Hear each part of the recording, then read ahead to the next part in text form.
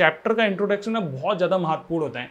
जैसे आप चैप्टर के इंट्रोडक्शन को समझ लेते हैं वैसे ही आपको चैप्टर ना ऐसे ही समझ में आ जाता है, वरना आप ये समझने में भूल कर जाएंगे कि आखिर हमें पढ़ना क्या है, हम पढ़ क्यों रहे हैं, हमें ये चीज़ें पढ़ाई क्यों जा रही है, मतलब कोई हेडिंग है उसकी वैल्यू क्या है ना। तो वो चीज़ समझने के लिए चैप्टर का इंट्रोडक्शन जरूर पूरा देखना। एक और जरूरी बात दोस्तों कि ये इस चैप्टर का इंट्रोडक्शन वीडियो है। इस इंट्रोडक्शन वीडियो के अलावा जो इस चैप्टर के बाकी सभी वीडियोस होंगे, इस चैप्टर के जितने भी नोट्स होंगे, इस चैप्टर के जितने भी इंपॉर्टेंट क्वेश्चन आंसर होंगे, इस चैप्टर के जितने भी डेट्स होंगे, इस चैप्टर के जितने भी मैप वर्क होगा, इस चैप्टर के जितने भी पीडीएफ्स होंगे, वो सब कुछ आपको डिस्क्रिप्शन में एक लिंक है उसमें जाकर के देखने को मिल जाएगा। इस लिंक में आपको इस चैप्टर के अलावा बाकी सभी चैप्टर जो आ चुके हैं, जो आने वाले हैं और जो हम लोग लाइव करेंगे, वो सब कुछ एक ही जगह पर एक ही लिंक पर जाकर के देखने को मिल जाएगा। तो वो लिंक है दोस्तों मेरी वेबसाइट पर, जहां पर मैंने अपना एक कोर्स बनाया हुआ है क्लास 12 की हिस्ट्री का, जो कि अभी फ्री ऑफ कॉस्ट है। आपको सब कुछ वहां पर देखने को मिलेगा।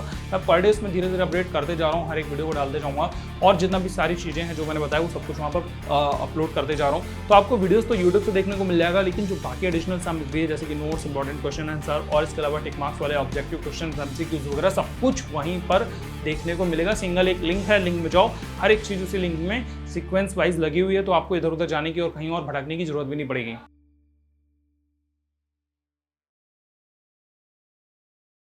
हेलो स्टूडेंट्स, कैसे हैं आप सभी लोग। दोस्तों उम्मीद करता हूँ बहुत अच्छे होंगे आप लोग। ठीक है, मैंने स्टूडेंट्स और दोस्तों इसलिए बोला क्योंकि जब मैं पढ़ा रहा होता हूँ तो मैं टीचर बन जाता हूँ, लेकिन नॉर्मली जब बात करता हूँ तो आप सब मेरे दोस्त हैं। ठीक है, हिस्ट्री का चैप्टर नंबर 2 काफ़ी ज़्यादा अच्छा और काफ़ी इंपॉर्टेंट चैप्टर है। नाम है इसका राजा किसान और नगर।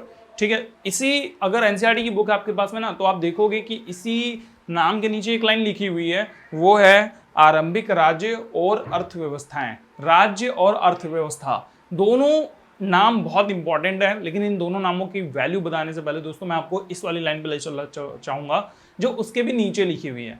लिखा हुआ है 600 ईसा पूर्व से 600 ईस्वी तक। क्या मतलब हुआ, इसके पहले ना मतलब को समझ लेते हैं, उसके बाद में दोस्तों हम लोग समझेंगे इस नाम का मतलब, चैप्टर में क्या क्या कंटेंट है। देखो हम सब लोग जानते हैं यार कि हड़प्पा सभ्यता का अंत लगभग 1900 ईसा पूर्व या 1800 ईसा पूर्व हो गया था। हड़प्पा सभ्यता खत्म कैसे हुई वो, इस बारे में तो हमको पुख्ता सबूत नहीं है, लेकिन खत्म होने के बाद में वो जगह खाली थोड़ी पड़ी रही होगी जहां पर हड़प्पा सभ्यता थी, कभी लोग वहां पर बसे हुए थे। ज़्यादा से ज़्यादा 200 साल 300 साल वो जगह खाली पड़ी रही होगी, लेकिन मनुष्य की आबादी और विचरण के कारण दोस्तों उसके आसपास में, वहां पर नहीं तो थोड़ा दूर सही, लेकिन बहुत सारी बस्तियां उत्पन्न होना शुरू हो गई, उनका उद्भव होने लग गया था। ठीक है, वो बस्तियां अस्तित्व में आई। वो बस्तियां कौन थी, जैसे कि किसानों की बस्तियां थी। ध्यान से सुनना, हड़प्पा सभ्यता के अंत के बाद में, ठीक है, तो जब ये किसानों की बस्तियां आई तो इनमें से किसी ने या फिर कुछ लोगों ने दोस्तों ऋग्वेद लिखा। ठीक है, ऋग्वेद भी इसी समय पर लिखा। किसान भी खूब सारे आए, किसान कई जगहों पर आए, सिर्फ एक ही जगह पर नहीं। जैसे जहाँ हड़प्पा सभ्यता थी वहाँ की बात नहीं है, ये उत्तर भारत के बहुत सारे हिस्सों में किसानों की बस्तियां प्रकाश में या अस्तित्व में आना शुरू हो गई। प्रकाश नहीं बोलेंगे यार, अस्तित्व में आने लग गई थी। ठीक है, इसके अलावा दक्कन भारत में अगर आप चले जाओ तो दक्कन भारत में भी किसानों की बस्तियां आई। ठीक है, मतलब उद्भव होने लग गई। इसके अलावा कर्नाटक जैसे, आंध्र प्रदेश जैसे अगर आप क्षेत्रों में देखोगे तो वहाँ पर भी हमको खूब सारी किसानों की बस्तियां देखने को मिलती हैं।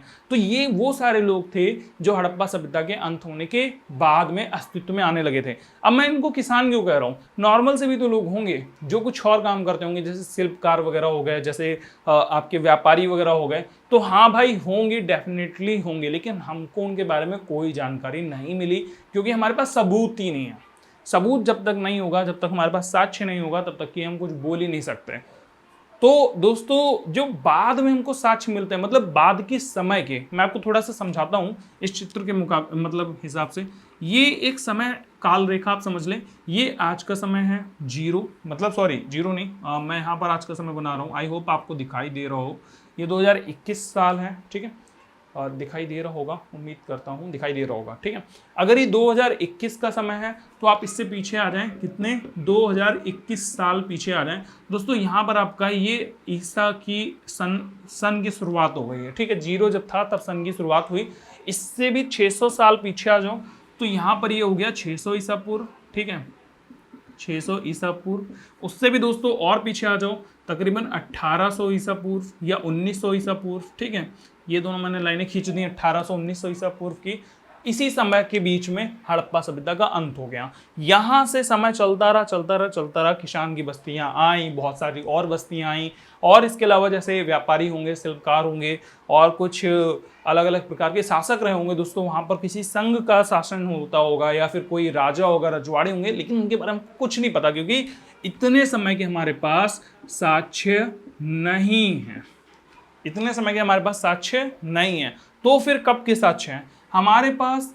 इस समय से लेकर के यहाँ पर देखो जीरो है, जीरो के बाद में ऐसे मान के चलते हैं यहाँ पर 600 ईस्वी तक के बाद के जो साक्ष्य हैं ये हमारे पास बहुत अच्छे तरीके से लिखे हुए मिले हैं, देखने को मिलते हैं। यानी कि सन 600 ईसा पूर्व से 600 ईस्वी तक के हमारे पास सारे साक्ष्य उपलब्ध हैं। और क्या कहते हैं ये साक्ष्य? ये साक्ष्य जो कहते हैं उससे ना भारतीय इतिहास का पूरा एक नक्शा बदल गया। जो हम लोग सोचते थे उससे बहुत अलग तरीके की कहानी हमको पता चली, और यकीनन भारतीय इतिहास में लोग ना इतना रुचि लेने लग गए, इतना ज़्यादा इतिहासकारों को, चाहे वो भारतीय इतिहासकार हो चाहे यूरोपीय इतिहासकार हो, उनको लगा कि भाई भारत ना एक बहुत ग्रेट चीज़ थी, बहुत ग्रेट कंट्री थी। इतिहास पढ़ के देखते हैं, उसका खोजते हैं चल के इतिहास, मतलब थोड़ा बहुत तो मिल ही गया था, उसी से पता चला। तो जब आपको कोई थोड़ी इंटरेस्टिंग कहानी पता चलती है तो आप उसको और ज़्यादा जानना चाहते हो, है ना। तो भारत के बारे में जब उनको इतिहास बहुत इंटरेस्टिंग चीज़ें पता चली तो उन्होंने उसको आकर के खूब खोदना शुरू किया। अब आते हैं इस नाम पे, मैं वापसी से नाम पे चलता हूँ। ये जो आपको समय दोस्तों मैंने दिखाया है 600 ईसा पूर्व से 600 ईस्वी तक का, यानी कि यहाँ से लेकर के यहाँ तक का जो आपको मैंने समय दिखाया दोस्तों, इस समय को हम इतना ज़्यादा महत्वपूर्ण समय मानते हैं क्योंकि इस समय पर जो हमारी सारी चीज़ें हुई, जैसे कि आर्थिक, ध्यान से सुनना, आर्थिक चीज़ें हुई, राजनीतिक और आर्थिक चीज़ें आपस में मिली होती। चीज़ों का मतलब है समय, या फिर राजनीतिक और आर्थिक व्यवस्थाएं आपस में मिली होती हैं। कैसे कि एक आदमी अपने से रिलेटेड चीज़ें बनाता है, उपजाता है, उपभोग करता है, उनका खाता पीता है और भूल जाता है। अगला जीवन का पड़ाव पार करने के लिए वो और अपने लिए काम करता है। लेकिन अकेला आदमी अर्थव्यवस्था नहीं बना सकता। तो अर्थव्यवस्था बनाने के लिए दोस्तों कोई शासन होना चाहिए, राइट है ना। तो शासनिक व्यवस्थाएं जो होती हैं, प्रशासनिक व्यवस्थाएं होती हैं, वो पूरे देश को लेकर के या पूरे समाज को लेकर के दोस्तों अर्थव्यवस्था बनाते हैं। तो इस चैप्टर में हमको यही समझने की कोशिश करनी है कि उस समय पर जो राजा, ये जो राजाओं वाला शासन था ना, ये जो राजा लोग होते थे, जैसे हम लोग तो कहानी पढ़ते हैं राजा की कि एक राजा था, ठीक है, उसके पास इतने सैनिक थे, इतने हाथी घोड़े थे। लेकिन राजा का सिर्फ एक काम नहीं होता है सैनिक हाथी घोड़े, राजा का और भी बहुत सारा काम होता है। ये सैनिक हाथी घोड़े तो उसके साइड के काम है। सबसे पहला काम होता है दोस्तों प्रजा का संचालन करना, वो भी बहुत अच्छे तरीके से। अब प्रजा का संचालन करने के लिए राजा के पास होना चाहिए पैसा, पैसा मतलब हमारे भाषा में उनके पास होना चाहिए धन, ठीक है, उनके पास में होनी चाहिए दौलत, शोहरत। वो सारी चीज़ें जो वो इकट्ठा करेंगे कहाँ से? वो इकट्ठा करेंगे जनता से। और जनता से जब इकट्ठा करेंगे, जब जनता के पास होगा, और होने के लिए राजा को पहले व्यवस्थाएं बनानी पड़ेंगी, है ना। व्यवस्थाएं बनाना, फिर जनता को अमीर करना, ठीक है, फिर उनसे अपना कर लेना, फिर जनता को और सेवाएं देना, फिर उनसे और कर लेना, फिर और सेवाएं देना। इसी तरीके से राजाओं का जीवन व्यापन होता है, जनता सुखमयी जीती है। तो ये जो शासनिक व्यवस्था है, जो राजनीतिक व्यवस्था है दोस्तों, वो अर्थव्यवस्था को पूरी तरीके से कंट्रोल करती है, संभालती है, चलाती है। और हमें यही बात यहाँ पर समझनी है कि इनकी जो आरंभिक राज्य जो थे ना यहाँ की, मतलब आरंभिक राज्य मैं इसलिए बोल रहा हूँ क्योंकि उससे पहले राज्य थे या नहीं थे हमको पता ही नहीं है, ठीक है। अभी हमारे पास में उत्तर प्रदेश है हमारे देश में, ठीक है, बंगाल है, हरियाणा है, ये जम्मू कश्मीर है, इसके अलावा और भी बहुत सारे राज्य हैं। तब थे कि नहीं थे ये हमारे बारे में ज़्यादा जानकारी हमको इसके बारे में नहीं है।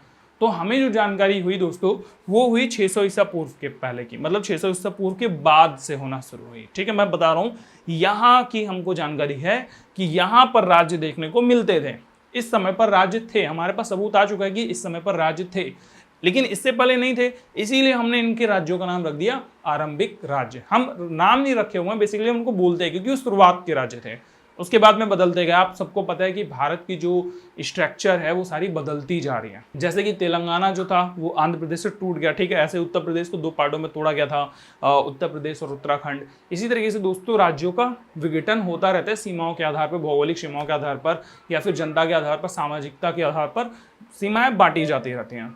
तो एक राज्य को चलाने के लिए एक तो एक राज्य को चलाने के लिए प्रेजेंट टाइम पर एक मुख्यमंत्री होते हैं जो उस पूरे राज्य का अच्छे से संचालन करते हैं, सारी क्रियाओं को चलाते हैं। उस समय पर ऐसे कोई मुख्यमंत्री नहीं होते थे, बल्कि उस समय पर राजा होते थे। बट यू कैन सी कि मैंने यहाँ पर दिखाया कि 600 ईसा पूर्व से 600 ईस्वी के बाद में जो भी हमारे पास में समय था, उसके काफ़ी सारे हमें अभिलेख मिले हैं, सिक्के मिले हैं, ग्रंथ मिले, चित्र मिले, जिनके माध्यम से यहाँ पर बहुत सारी चीज़ें हमें देखने को मिलती हैं, बहुत सारी जानकारियाँ मिलती हैं। सिर्फ जानकारियाँ ही नहीं मिलती, बल्कि हमने तो इनकी बहुत सारी कहानियाँ भी बना रखी हैं, जैसे कि आपको अभी आगे चल करके अशोक की कहानियाँ पढ़ने को मिलेंगी। इसके अलावा चंद्रगुप्त की, बिंबिसार की, या फिर अजातशत्रु जैसे किसी महान राजा के, सम्राट की, शासकों की, इन सबकी कहानियां भी देखने को मिल जाती हैं। वो सब कुछ अभिलेख के जरिए थी, ठीक है। तो उससे पहले ही हमारे पास साक्ष्य नहीं थे, इसीलिए इस काल को बहुत ज़्यादा महत्वपूर्ण माना जाता है। कुछ और भी बातें हैं, जैसे कि इस पूरे चैप्टर में केवल राजनीतिक और आर्थिक व्यवस्थाओं के बारे में बात करी गई है, जबकि जो इसी समय की बात है दोस्तों, मतलब समय सेम रहेगा आपका 600 ईसा पूर्व से 600 ईस्वी तक का ही समय रहेगा, और थर्ड चैप्टर में सामाजिक स्थिति के बारे में बात करी गई है। आप इस चीज को सोच करके देखें कि एक ही चैप्टर में, जो कि समय एक ही है, 600 ईसा पूर्व से 600 ईस्वी तक का है ना, इसी समय के 4 मुख्य पॉइंट कौन कौन से, राजनीतिक, आर्थिक, सांस्कृतिक और सामाजिक, इन चारों पॉइंटों को एक में भी तो मिला करके एक चैप्टर तैयार किया जा सकता था, लेकिन नहीं। एनसीईआरटी की बुक में आपको यहाँ पर 3 अलग अलग चैप्टर देखने को मिलते हैं। सामाजिक अलग हैं, सांस्कृतिक अलग हैं, राजनीतिक और आर्थिक एक चैप्टर है, जो कि अभी हम पढ़ रहे हैं। तो दोस्तों सबसे पहले हम उस समय की बात करते हैं जब हमारे पास में साक्ष्य नहीं थे, तो हमारे देश में क्या क्या चीज़ें हुई। जैसे कि सबसे पहले यहाँ पर ऋग्वेद लिखा गया, ठीक है। मतलब हमें ऐसा देखने को मिलता है कि इसी समय पर ऋग्वेद देखने को मिलता है, ऋग्वेद लिखा गया था। इसी समय पर दोस्तों किसानों की बस्तियाँ हमारे सामने आई, जैसे कि उत्तर भारत में बहुत सारे किसानों की बस्तियां सामने आती हैं, दक्कन भारत में किसानों की बस्तियां आती हैं, और कर्नाटक जैसे इलाकों में, आंध्र प्रदेश जैसे इलाकों में भी आपको जो है बहुत सारे किसानों की बस्तियां जिस समय पर हमारे पास साक्ष्य नहीं है उस समय पर उदय हो चुकी थी, ठीक है। इसके अलावा इन लोगों ने दोस्तों, किसानों ने ना उपज के नए नए तरीके, आपको सारी दिखाई नहीं दे रहा होगा, अभी एक्चुअली में कैमरे की बैटरी मैंने चेंज करी थी, यहाँ पर उपज के तरीके नए नए खोजे गए थे, जैसे लोहे के हलों का प्रयोग होने लग गया था, ठीक है। गंगा घाटी में रोपाई वगैरह करने लग गए थे लोग। तो ये उपज का एक तरीका ही है, ज़्यादा पैदावार करने का एक तरीका है। ये सब कुछ इसी समय पर हो गया था, और चरवाहों का उदय हो गया था इसी टाइम पर, जो घूम घूम करके अपने मवेशियों को चराते थे, ठीक है। अंतिम संस्कार के दोस्तों नए नए तरीके हमारे सामने देखने को मिलते हैं, मतलब इनके बहुत सारे अंतिम संस्कार के तरीके आपने देखा होगा। हम लोग हिंदुओं में जो है अग्नि देते हैं, और किसी और धर्म में किसी और तरीके से अंतिम संस्कार किया जाता है ना।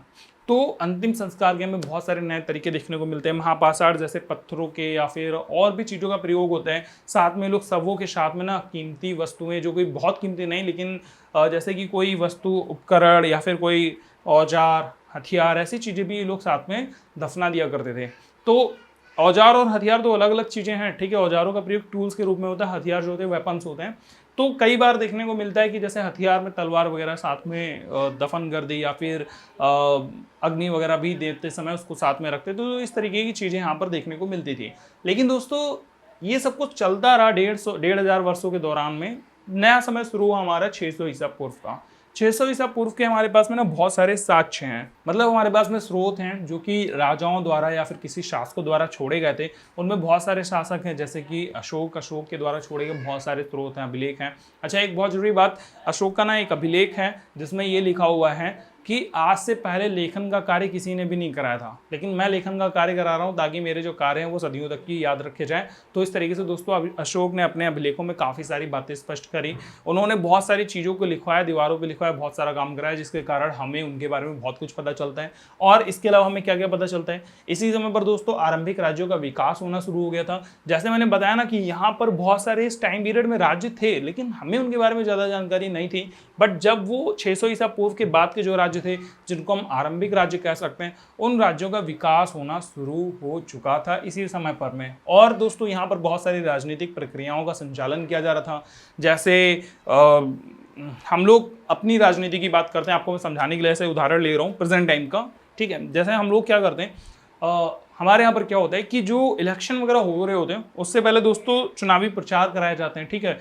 लोग जो इलेक्शन में वोट वगैरह मांगते हैं, नेता लोग, वो लोग अपना प्रचार करते हैं, लोगों को अच्छे अच्छे कार्य करके देते हैं, ठीक है। उनकी सुख सुविधाओं का ध्यान रखते हैं, जिससे वो खुश हो और अगली बार उनको वोट दें। तो ये एक चुनावी प्रक्रिया है जो कि राजनीतिक प्रक्रिया है। फिर उसके बाद में दोस्तों वहाँ पर वो मंत्री बनते हैं, मुख्यमंत्री बनते हैं, प्रधानमंत्री बनते हैं, उसके दौरान वो बहुत सारे कार्यों का संचालन करते हैं। ये सब कुछ राजनीतिक प्रक्रिया होती है। ऐसे यहाँ पर हमको राजनीतिक प्रक्रियाएं देखने को मिलती हैं, जैसे कि एक राजा होगा, उसके कुछ मंत्री होंगे, उसका कुछ कार्य संचालन करना होगा, टैक्स वगैरह लेना था, ठीक है, टैक्स मतलब कर वगैरह लेना था।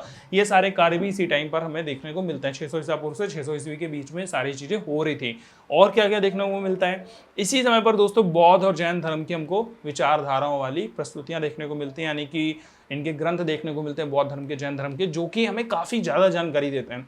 कुछ बहुत बड़े आरंभिक राज्यों के बारे में तो हमको इन्हीं ग्रंथों से ही पता चला है, दोनों अलग अलग ग्रंथों से ही हमें बहुत सारी जानकारी मिली है। अब ये बौद्ध धर्म और जैन धर्म उसी समय के आसपास का है, ठीक है। इसके बारे में भी हम लोग विस्तार से, पूरा एक चैप्टर है दोस्तों, वो पढ़ेंगे। काफ़ी सारी जानकारी आपके सामने निकल करके आएंगी बौद्ध धर्म और जैन धर्म के बारे में। आगे आने वाले चैप्टर्स में हम लोग देखेंगे। चौथा चैप्टर है जिसमें हम लोग सारी बातें करेंगे, ठीक है। और हमें क्या क्या देखने को मिलता है, हमें देखने को मिलता है कि 600 ईसा पूर्व के आसपास में दोस्तों यहाँ पर नए नए नगरों का उदय होना भी शुरू हो गया था। ये जो नए नगर हैं ये किस तरीके के हैं, इससे पहले भी नगर थे।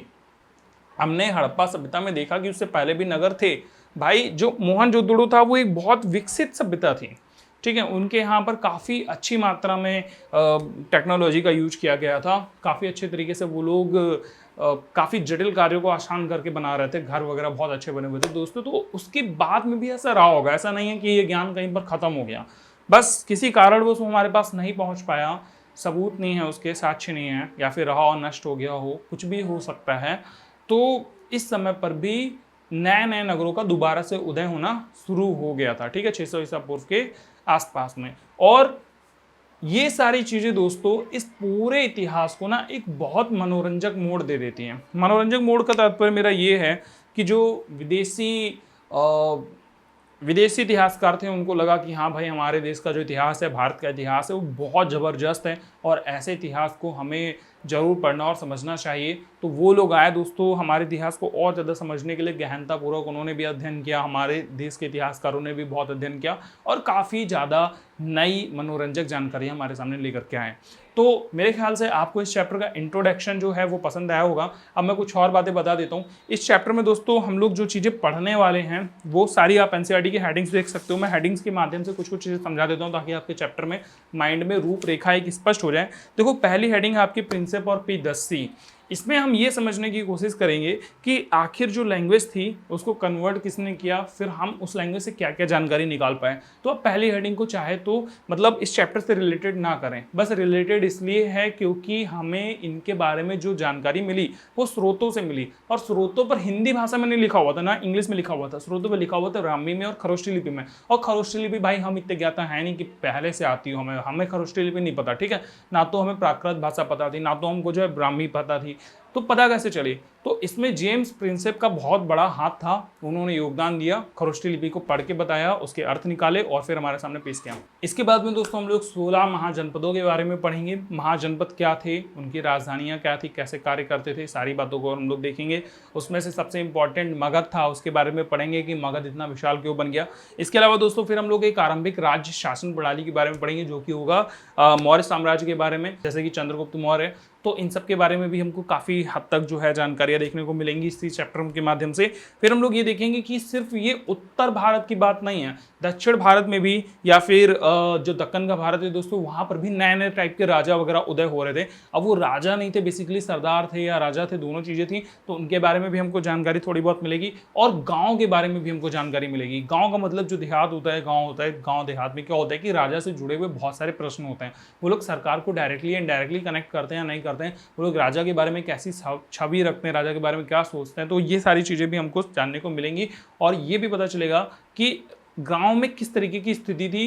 क्योंकि देखो, जो अर्थव्यवस्था को बढ़ाना है तो फसल उत्पादन का ज़्यादा होना बहुत ज़रूरी है, इस बात को ध्यान रखना। और दोस्तों जैसे जैसे किसानों के पास में ज़्यादा उपज आएगी, ठीक है, उनके पास में ज़्यादा उपज आएगी तो ज़्यादा धान आएगा, ज़्यादा धान आएगा तो वो राजा लोगों को ज़्यादा टैक्स दे पाएंगे।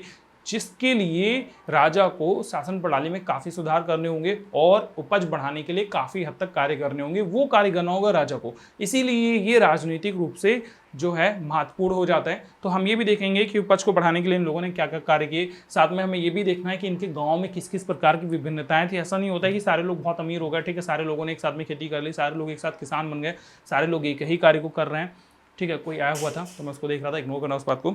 इसके अलावा दोस्तों यहाँ पर भूमिदान के बारे में भी देखेंगे कि मतलब जमीन की कितनी वैल्यू थी, ठीक है। प्रेजेंट टाइम पर हम लोग 1-1 इंच के लिए जमीन में लड़ाई करते हैं, और अगर थोड़ी सी ज़मीन हमारी कोई ले लेता है तो हम उसका जो है काफ़ी हद तक नुकसान करने की सोचते हैं, और वो भी हमारा इसी तरीके से सेम करता है। अगर उसकी ज़मीन हमारे पास आ जाती है तो 1-1 इंच ज़मीन के लिए यहाँ पर बहुत बहुत मारपीट हो जाती है। तो उस टाइम पर भी ऐसा होता था कि नहीं होता था, और अगर होता था तो किस तरीके से ज़मीनों का जो है आदान प्रदान होता था, क्या वो लोग खरीदते बेचते थे या फिर जो है दान वगैरह किया करते थे। तो हमें दान के बारे में भी थोड़ा बहुत पढ़ना है। इसके अलावा दोस्तों हम लोग व्यापार के बारे में पढ़ेंगे कि नगरों में व्यापार किस तरीके से बनाए गए थे, ठीक है।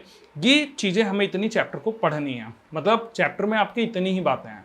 फिर एक टॉपिक और है कि आखिर हमें ये सब कुछ कैसे पता चलता है, और अगर पता चलता है सिक्कों से या फिर किसी और माध्यम से, अभिलेखों से, तो उसमें क्या क्या कठिनाई होती है। मूल बातें नाम से हेडिंग है, जिसमें हम अब ये देखेंगे कि अभिलेखों का अर्थ कैसे निकाला जाता था, ब्राह्मी लिपि का अध्ययन कैसे किया जाता था, खरोष्ट लिपि को कैसे पढ़ा गया, अभिलेखों से जो प्राप्त ऐतिहासिक साक्ष्य हैं वो कितने हद तक सही हैं, उसमें क्या कोई गलती है कि नहीं है, हमसे कोई गलती हुई है कि नहीं है। क्योंकि जो कुछ भी लिखा हो हम उसको समझने में भी तो गलती कर सकते हैं। हम लोग ब्रैकेट्स की वजह से, कॉमा की वजह से, या फिर उनके कुछ और चिन्ह वगैरह रहे होंगे जिसकी वजह से काफ़ी गलती कर सकते हैं, ठीक है। कई बार अभिलेख मिट जाते हैं, तो उनके बारे में हमको दोस्तों इस हेडिंग में पढ़ना है, समझना है। तो इतनी सारी बातें इस चैप्टर को पढ़ने और समझने के लिए राजनीतिक रूप से और आर्थिक रूप से चैप्टर बहुत महत्वपूर्ण है। अगली जो आगे आने वाली वीडियो होगी दोस्तों, वहाँ पर मैं आपको सारी बातें पढ़ाऊंगा। तो इस चैप्टर का जो इंट्रोडक्शन है वो आपको कैसा लगा मेरे को कमेंट करके जरूर बताना। देखो, मैं एक और बात बता दूं कि चैप्टर का इंट्रोडक्शन ना बहुत ज़्यादा महत्वपूर्ण होता है।